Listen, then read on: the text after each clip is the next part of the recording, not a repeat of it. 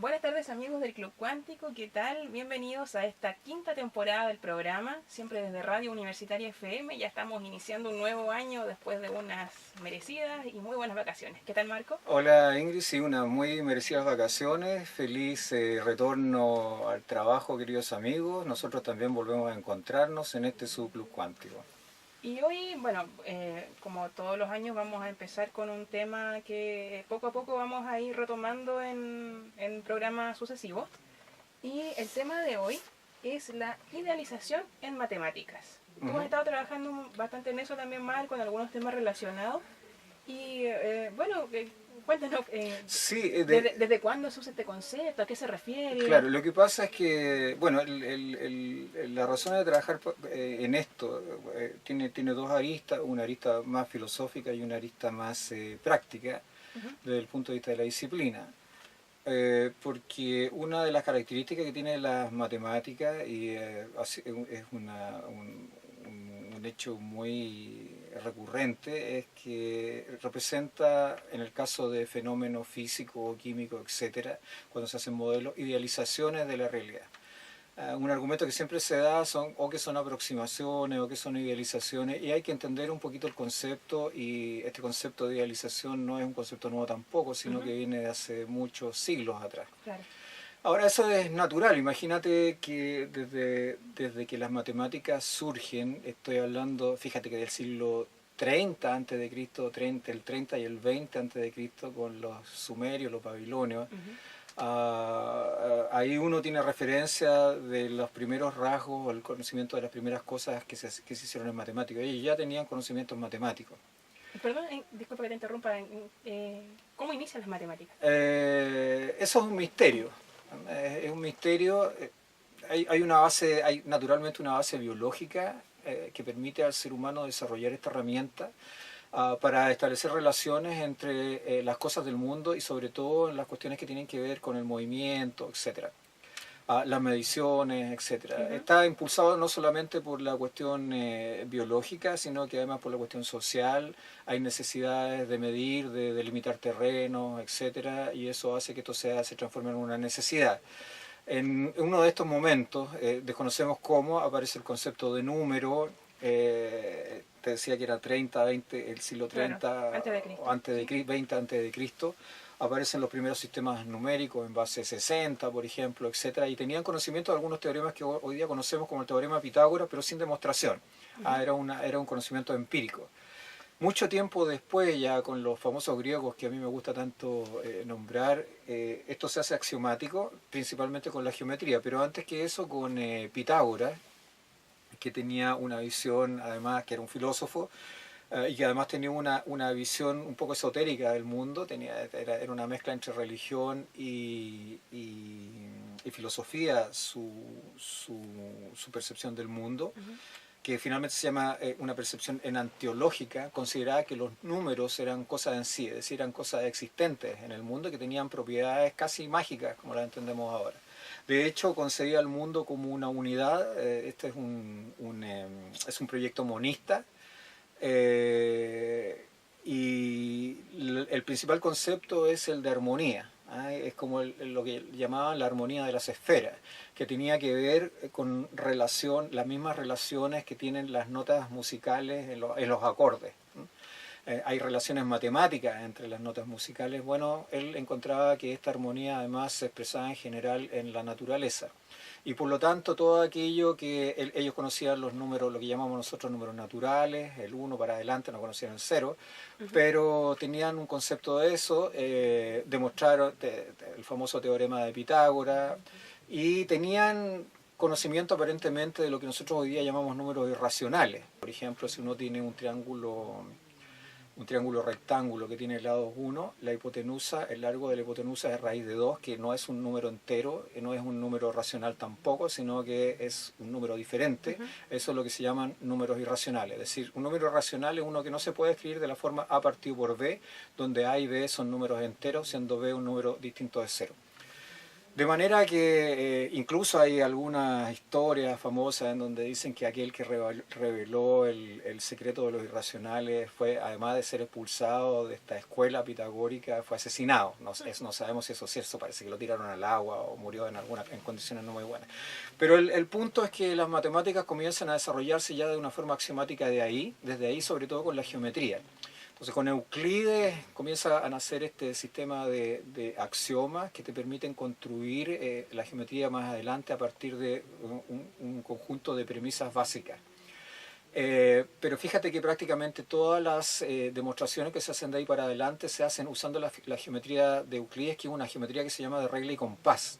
Yeah. A él les molestaba usar medidas precisamente por este concepto de el infinito enquistado en las cosas que son finitas. Ellos consideraban el universo finito, todas las cosas son finitas, no infinito.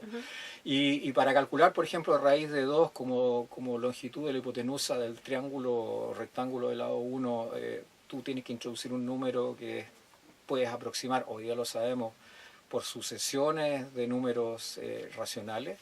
Entonces, y en una sucesión infinita, eso ellos no lo sabían, pero ellos sencillamente trataban de hacer sus demostraciones usando estos métodos de regla y compás, que no es que usen regla y compás, sino que usan ciertas 3 o 4 propiedades para hacer las demostraciones. No las vamos a describir ahora. Pero son muy simples, muy simples. Sin embargo, había otros griegos más adelantados que... por ejemplo, querían calcular áreas de círculos, entonces para calcular el área de círculo, ¿qué fue lo que hicieron? Inscribieron un polígono dentro del círculo y después empezaron a aumentar los lados del polígono de tal manera que el polígono empezaba a aproximar al círculo. O sea, con pequeñas rectas entre puntos sobre el círculo se hacía este polígono y después hacía entender el largo de cada una de esas pequeñitas rectas a 0, es decir, hacía aumentar el número de lados que tenía el polígono infinito. Entonces tú a ese polígono le podías calcular el área y de esa manera calculabas el área del círculo. En general estas demostraciones estaban prohibidas y no se consideraban ideales y por lo tanto, pero de todas maneras las usaron. De hecho Arquímedes las usó y otros geómetras griegos también las usaron para demostrar un montón de propiedades que incluso hoy día se usan. Y de hecho este método exhaustivo en el fondo es un adelanto, imagínate 2000 años, 2500 años atrás de lo que hoy día llamamos integración. O sea, ya ellos tenían conceptos básicos de integración.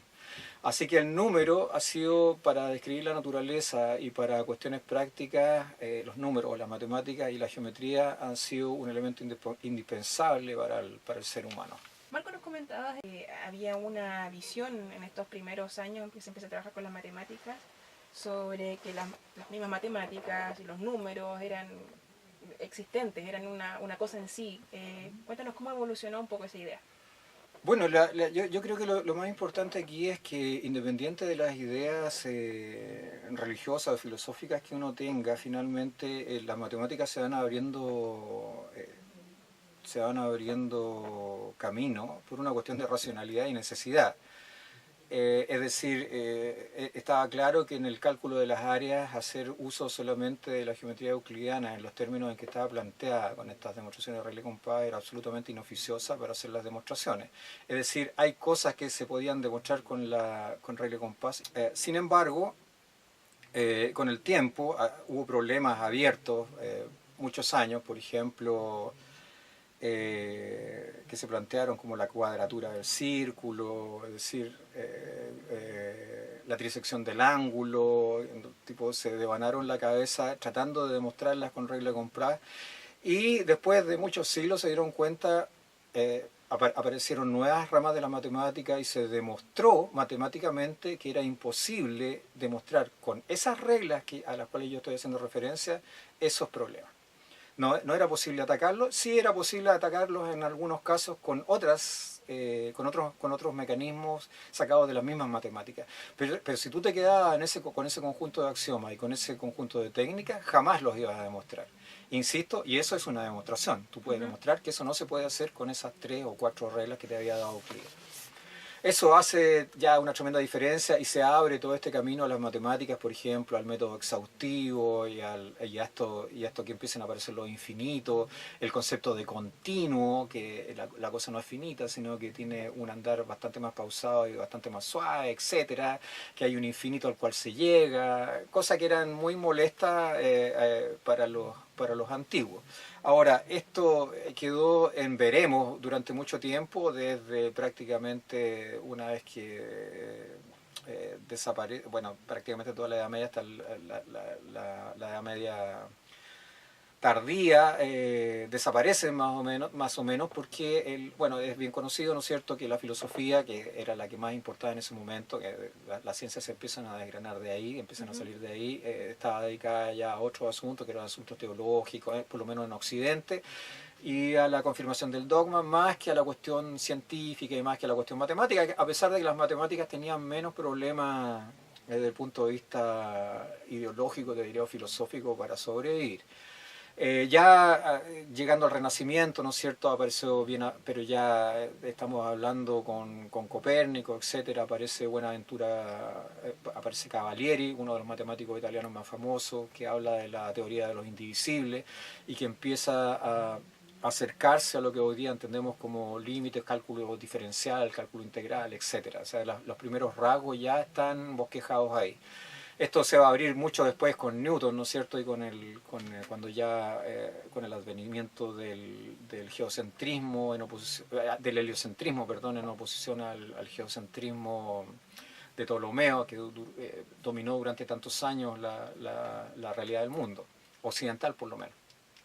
Entonces, aquí con Newton aparecen nuevos métodos, aparece el cálculo diferencial, por ejemplo, que es muy importante, a la par con Leibniz. Aquí los infinitos están absolutamente metidos y el desarrollo de las matemáticas de aquí para adelante va a ser absolutamente descomunal. No solamente en estos términos matemáticos que yo te acabo de describir, sino que principalmente en la cuestión geométrica, que es fundamental para el conocimiento de la naturaleza.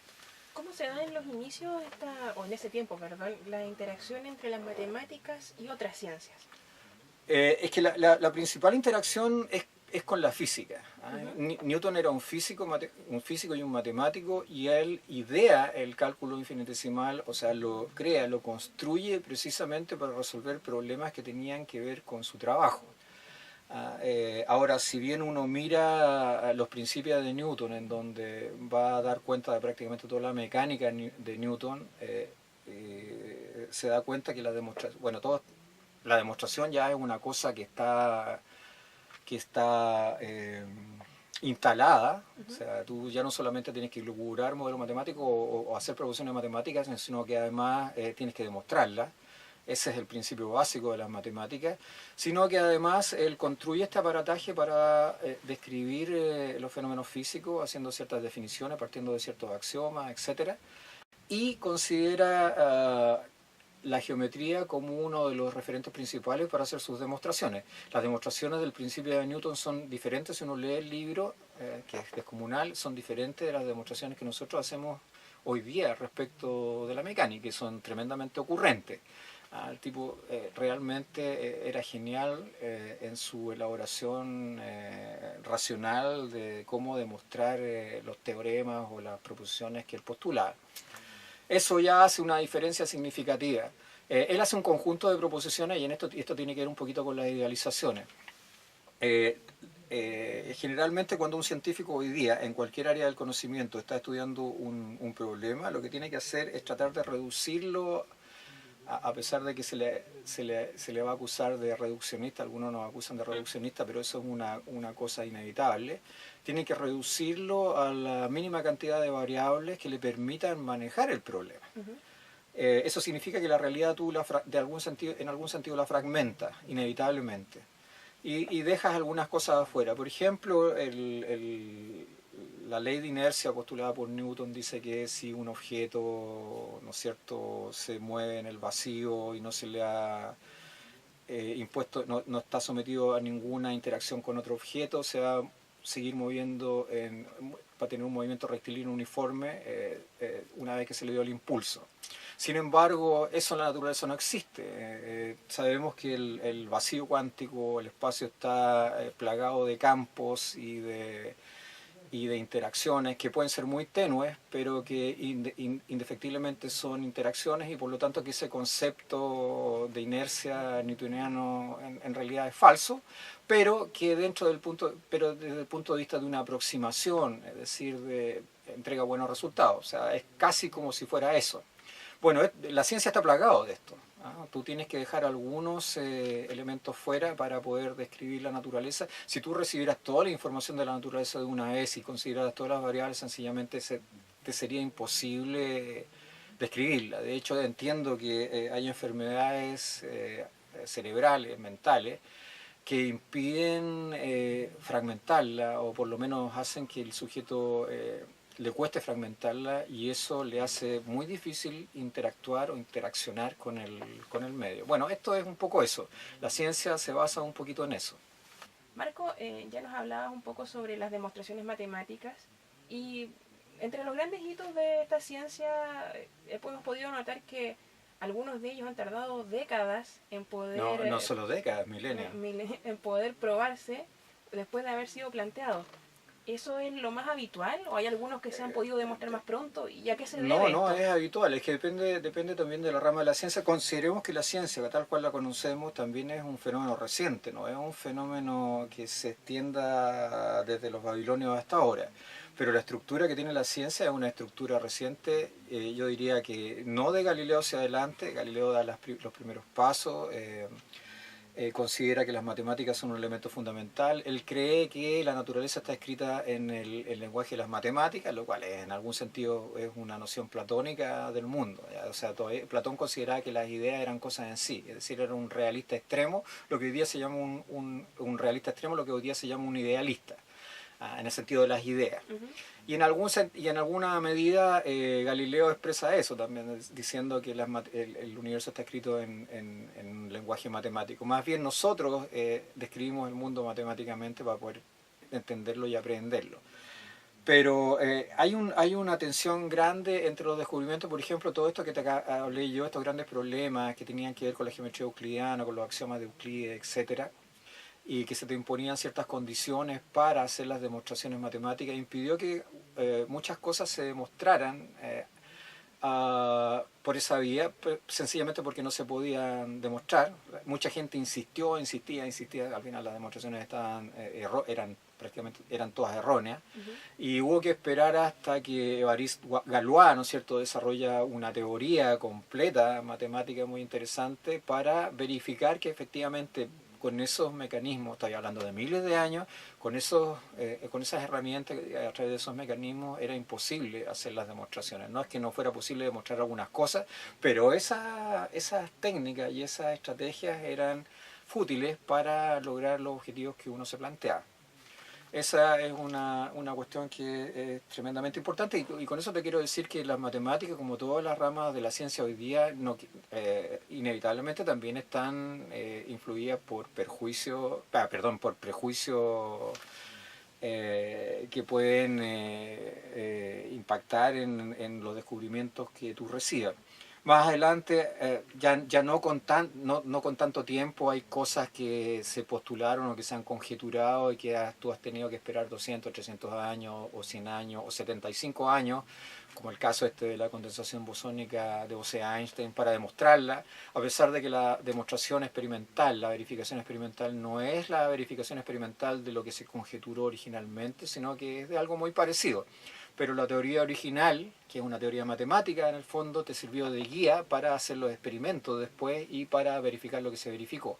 Que, bueno, la realidad es la que manda, no son las elucubraciones que hace uno las que manda, sino que es la realidad. Y la realidad mandó, bueno, mira, el fenómeno es este y tiene características diferentes, pero tu conjetura es válida porque tu conjetura fue lo que permitió hacer este descubrimiento y desarrollar técnicas experimentales para demostrarlo. Son muchos los ejemplos de este tipo. Ahora, hay otra cosa que yo quisiera destacar respecto de de las matemáticas y que tiene que ver con un problema que se llama el problema de infradeterminación de las teorías físicas, que tú puedes tener varios modelos matemáticos o representaciones de la realidad que te dan los mismos resultados. Ahora, que te den los mismos resultados no tiene mucho de novedoso en el sentido de que estás modelando el mismo fenómeno. Lo novedoso es que parecen aparentemente que son lenguajes diferentes para describir el mismo asunto, la misma cuestión.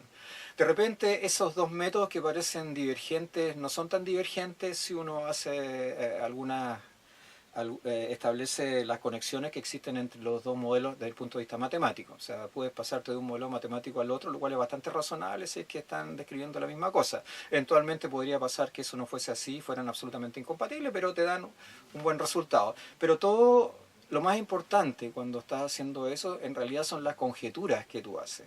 O sea, es la interpretación respecto del modelo que tú estás haciendo. O sea, definitivamente puede que haya un modelo que sea más válido que el otro, a pesar de que el otro resulta. Podría decir que un determinado fenómeno funciona como si se tratara de un fluido, pero no es un fluido, y por lo tanto a lo mejor el modelo matemático más adecuado para describirlo desde el punto de vista de lo que es la cosa es otro. Sin embargo, tu modelo de fluido te sirve como aproximación para obtener resultados viables. Pero esto es en todo el camino de la matemática y de la física. También fue así con la geometría. La geometría euclidiana fue reemplazada por otras geometrías después. Se cambiaron axiomas de la geometría euclidiana. Surge la geometría de Lobachevsky. La geometría de Lobachevsky, este es un geómetra ruso que en su axiomática establece que dos paralelas se cortan en el infinito, por ejemplo, o se pueden cortar en el infinito, por ejemplo, etcétera, etcétera. La geometría de Riemann, que es la geometría de variedades diferenciables, que después impacta en el desarrollo de la teoría de la relatividad. No es concebible la relatividad sin Riemann. Es decir, de hecho la teoría matemática no la desarrolla exactamente Einstein, sino que la desarrolla un matemático que es Grossman, que trabaja con él.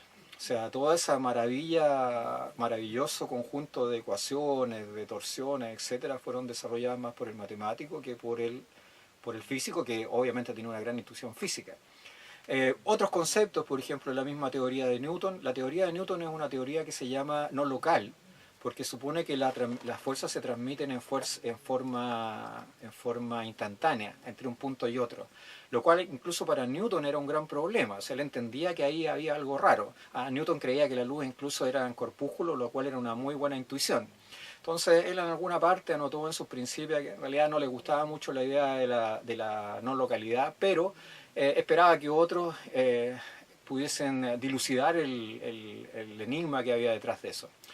Después hay un matemático famoso que se llama Lagrange, que desarrolla técnicas de cálculo variacional, lo que se llama cálculo variacional, y las ecuaciones de Newton las obtiene resolviendo un problema de mínimos. Eso permite obtener las ecuaciones de un sistema dinámico arbitrario. Y cuando uno resuelve las ecuaciones, aparecen las ecuaciones de Newton en forma natural. Viene otro matemático más adelante que es Hamilton, muy conocido, y va a desarrollar el que se llama principio de mínima acción, que también es resolver un problema de variaciones, obtener las ecuaciones del movimiento de un sistema usando ecuaciones diferenciales, y esto va a permitir introducir la noción de campo. ¿Cuál es la diferencia ahora entre la teoría de Newton? Estoy hablando ahora de la mecánica. ¿Sí? Este método aplicado a la mecánica permite definir el campo como usando la noción de potencial. El potencial de un campo es el valor del potencial de un campo se define en cada punto del espacio. Entonces ahora hay localidad. O sea, por ejemplo, la gravitación, la fuerza de gravitación entre dos partículas, cualquiera que estén en el universo, dependen del punto del espacio en donde tú pares. Es decir, la fuerza toma un valor determinado y lo tiene ahí en ese punto, y por lo tanto la relación entre los dos cuerpos es local y no es no local como en el caso de la teoría de Newton. Pero son dos teorías, son dos modelos de la matemática que describen el mismo fenómeno. Tú obtienes las ecuaciones de Newton a partir de la resolución de las ecuaciones de Lagrange o de las ecuaciones de Hamilton-Jacobi.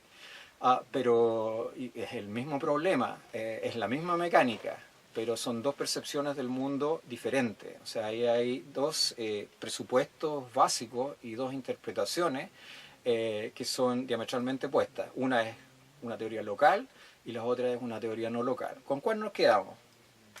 Muy bien. Marco, estamos llegando ya al cierre del programa de hoy, te quería consultar, ya que hablabas de esto de que acá en algunos periodos ha habido mucha premura por lograr demostraciones de algún planteamiento matemático. ¿Recuerdas algún hecho? Bueno, algún error. Es que en estos últimos 10 años ha habido varios ejemplos. El primero fue el experimento con neutrinos, en donde se hicieron los experimentos en grandes aceleradores de partículas y se apresuraron mucho en comunicar de que habían demostrado que los neutrones se movían a una velocidad superior a la de la luz, cosa que fue falsa porque, como alguien dijo en un programa anterior, parece que se les soltó un enchufe en el acelerador y sencillamente hicieron los cálculos mal. Otro reciente, bastante reciente, fue el de la detección de ondas gravitacionales en estos experimentos BICEP. Creo que ni siquiera pasaron 2 días antes de que esto se anunciara a todo el mundo, que las ondas gravitacionales predichas por Einstein se habían detectado, etcétera, experimentalmente, que ya no solamente eran una conjetura. Y resultó que, a no mucho andar, al observar otros laboratorios y otros investigadores los datos que habían recibido, se descubrieron que en realidad lo que habían percibido tenía más que ver, estaba contaminado con ruido y por lo tanto no se podía sacar como conclusión de que esa fuera una emisión de ondas gravitacionales, una captación. Esa de la que hablan no es el último. No es el último. En el ¿cierto? último también se acaba de comunicar, Sí, ¿no es cierto? son Mucho semanas, claro, hubo una investigadora que apareció en la tele y se escuchaba el ruido de una señal que se tenía un pic en algún momento, decía ese es la señal de las ondas gravitacionales. Pero mira, en todas estas cosas, yo creo que lo peor es apresurarse en dar resultados, porque el método científico se basa precisamente en que tú logras un resultado X y esto tiene que ser replicado por todos, porque si eso no es así, tú tienes que sospechar de que hay algo raro. Y de hecho se hizo un experimento en Japón que es muy bullado, que apareció en la revista Nature, que tenía que ver con células madres, que resultó ser un fiasco. Nadie más lo pudo replicar. Y nadie más lo pudo replicar. O sea, además tuvieron que reconocer después de que había errores graves en el experimento. O sea, hay 2 errores graves ahí. Primero, porque una revista del prestigio Nature publica, puede pasar, a todos se le puede pasar, todo puede cometer errores. Hace muchos años, muchos investigadores, esto tiene que ver, si mal no recuerdo, puedo equivocarme, tiene que ver con haber encontrado el esqueleto, no sé si era el eslabón perdido o algo parecido, y después resulta que era una construcción de la persona, era falsa y era la construcción del tipo que dijo haberlo encontrado con diferentes huesos de animales y de seres humanos. Y el problema no es que él haya estafado al resto, sino que el problema es que expertos en la materia hayan dicho que efectivamente eso era lo que era. Entonces yo creo que en ciencia hay que ser así, hay que esperar y hay que compartir y tener rigurosidad en el sentido que uno tiene que esperar que el resto de la comunidad científica avale lo que hiciste. Bien, Marco, estamos cerrando el programa de hoy. Como siempre ha sido un gusto estar con ustedes aquí desde Radio Universitaria FM y ya estamos listos para iniciar este año nuevamente. Me despido de ustedes, queridos amigos, espero que les haya gustado el programa y los esperamos dentro de 2 semanas en un nuevo programa de su Club Cuántico. Buenas noches. Buenas noches.